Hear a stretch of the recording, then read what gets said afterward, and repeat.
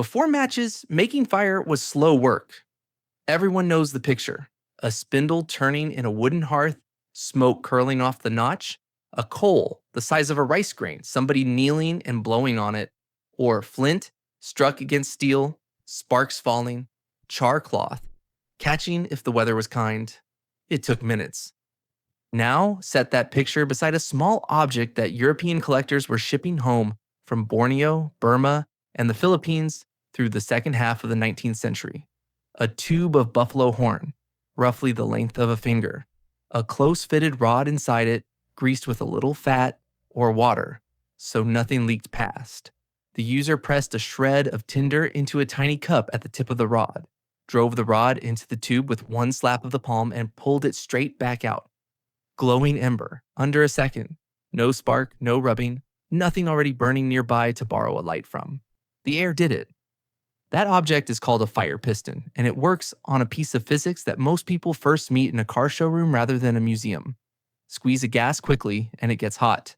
Not because of friction against the walls, which is what people usually assume, but because the work of squeezing goes straight into the air itself. Compress it slowly, and the heat leaks away into the metal and the room. Compress it fast enough, and the heat has nowhere to go, so the temperature inside the tube climbs past the point where dry tinder ignites on its own, somewhere above 260 degrees Celsius, and the tinder lights without ever touching a flame. Anyone who has ever inflated a bicycle tire has felt a weak version of the same thing. The pump barrel gets warm near the bottom of the stroke. That warmth is not friction, that is air being compressed.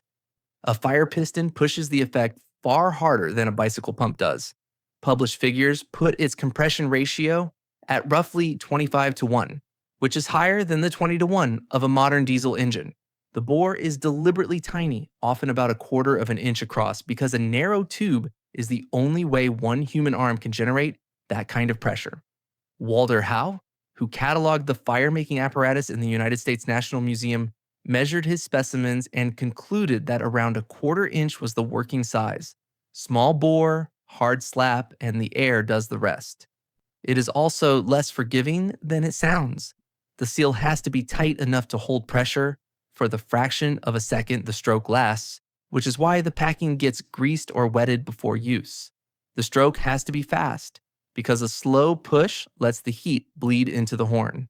The tinder has to be genuinely dry and of the right kind, fine and fibrous, willing to hold a smolder rather than flash and die. Miss any of those, and nothing happens at all, which is roughly what happens to most people the first 20 times they try one. These things were ordinary equipment across island and mainland Southeast Asia. They turn up from the Malay Peninsula through Sumatra, Java, Borneo, and Flores, into Luzon and Mindanao, north into Burma, Thailand, and Laos, and across the Indian Ocean in Madagascar. They were made of whatever was to hand and would hold a seal: bamboo, wood, horn, bone, ivory for someone who could afford it, lead or brass where metalworking was available. In Malay, the device is a Gobek API, a fire mortar, and pestle, which is exactly what it looks like in use. In Tagalog, it is a sulpakan. The tinder was usually shredded from the leaf bases of palms or from rattan, and it traveled in a little box alongside the piston, because a fire piston without dry tinder is a stick in a tube. The same idea shows up in the region at other scales. Southeast Asian smiths use bamboo piston bellows, a pair of tall tubes with plungers, worked alternately to drive a steady blast of air into a furnace, and that technology traveled. It was taken up in China, where it displaced the older leather bellows, and it reached Madagascar before any European ship did. But children in the Philippines had a bamboo pop gun, the luthang, built as a tube and a plunger that fires a wad of pith by compressed air. A furnace, a lighter, and a toy, all resting on the behavior of air in a tight tube. The person who did most to pull all of this together was Henry Balfour, the first curator of the Pitt Rivers Museum in Oxford, who published a study of the fire piston in 1907. Balfour was working from a collection built largely by correspondence posted across colonial Southeast Asia. One administrator in Burma sent him 76 fire-making objects on his own. Reading Balfour is a strange experience because he assembles the distribution evidence carefully and then visibly struggles with what it means.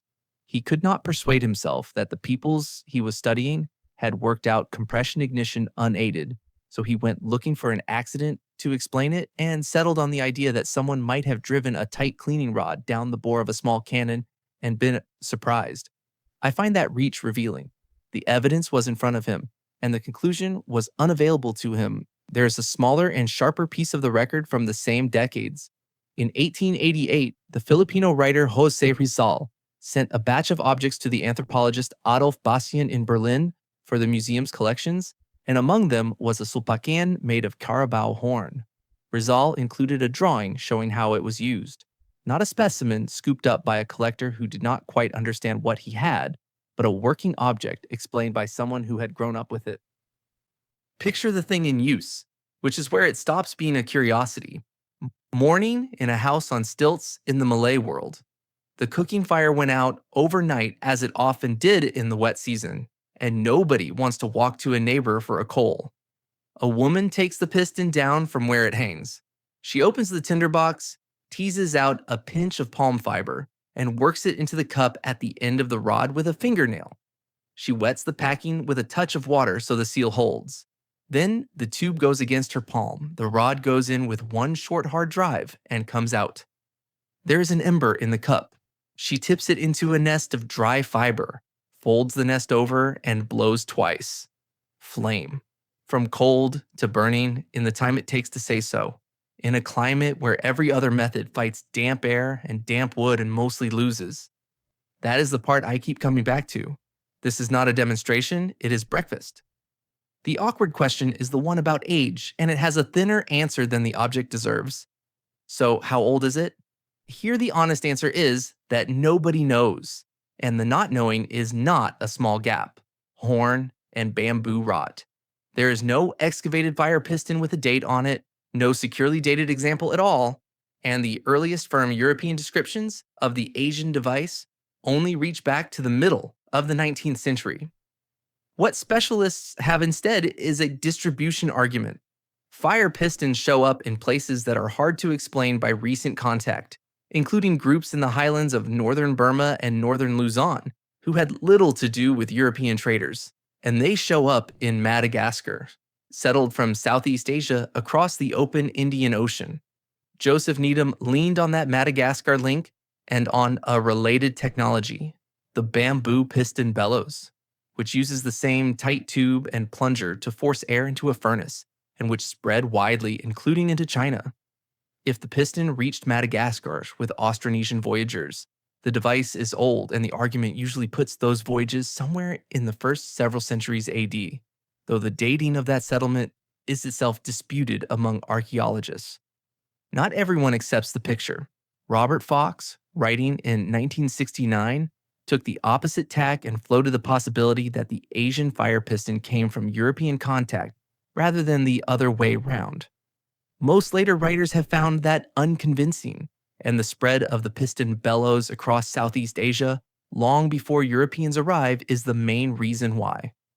The reading I find more convincing is the majority one, that this is an independent Southeast Asian invention of unknown antiquity, but the evidence for it is distributional rather than dated, and that is a genuinely weaker kind of evidence than a radiocarbon result. Europe met the same physics twice, and both times by accident. The first recorded encounter is from 1745 in Verona. An Italian cleric named Agostino Ruffo was building a pair of air guns for the King of Portugal and testing the air pump for leaks by plugging its outlet with a scrap of wood. When he pressurized the pump and looked at the plug, the wood was scorched. He tried tinder next, and the tinder lit. A note about it appeared in an Italian journal that year. Then, nothing much happened for half a century, which tells you something about how a discovery travels when nobody has a use for it. Ruffo was not trying to make fire. He was chasing a leak. The second encounter came in 1802 at Saint-Étienne in France, where a workman improving air rifles noticed two things about a gun fired in the dark. It flashed, and any lint left inside the barrel came out singed. Word reached the physicist Joseph Mallet in Lyon, who investigated and presented the results to the Academy of Lyon in 1804, pointing out that the effect could be built into a lighter. Within 2 years, a French artillery colonel named Grobert had one made up by a Paris instrument maker, and by February 1807, the design was under patent in England. The instrument arrived into an argument incidentally. European physics at the time was still divided over what heat actually was, whether it was a fluid that flowed between bodies or a form of motion, and a tube that made fire out of nothing but a shove was an awkward and useful exhibit. It was demonstrated, written up, argued over. For about 20 years, the fire syringe, as Europe called it, was a real product. Brass and ebony sold to gentlemen sitting on desks. Then, in 1826, the friction match arrived, and the market for a device that required a hard, accurate slap and a fresh scrap of tinder evaporated almost overnight. A match needed no seal, no technique, and no tinderbox. It needed a rough surface and a thumb. The European fire piston survived after that, mainly as a lecture demonstration in physics classes, which is roughly where it sits today. 2 continents, 1 physical fact, 2 completely different careers. Notice what the difference actually was.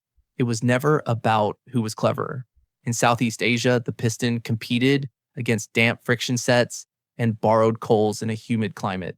And against that competition, it was excellent. So it stayed in the house and got made in bamboo and horn and passed on. In Europe, it competed against flint and steel, and then against a cheap phosphorus match that any child could strike. And against that competition, it was a losing product, no matter how elegant the physics. The technology did not change. The alternatives did. There is one more turn, and it involves the engine outside on the street.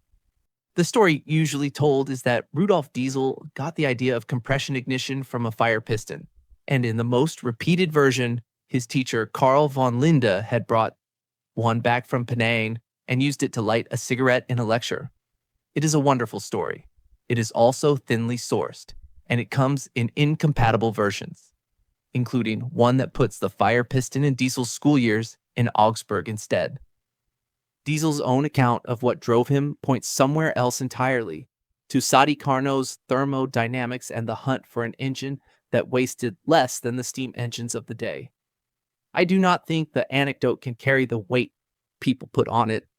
The physical connection needs no anecdote at all. A diesel engine has no spark plug. It draws in air, compresses it hard enough that the air alone becomes hot enough to ignite fuel, and injects the fuel into that heat.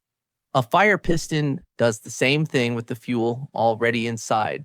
Every diesel lorry on the road, every container ship crossing the Pacific, every generator in a hospital basement is running a scaled up, repeating, precisely timed version of an ember in a horn tube. We are surrounded by that principle and almost never think about it because it now lives under a bonnet instead of in a hand. The physics was there the whole time, available to anyone who compressed air quickly and paid attention to what came out. Southeast Asian households built a tool around it and used it for breakfast.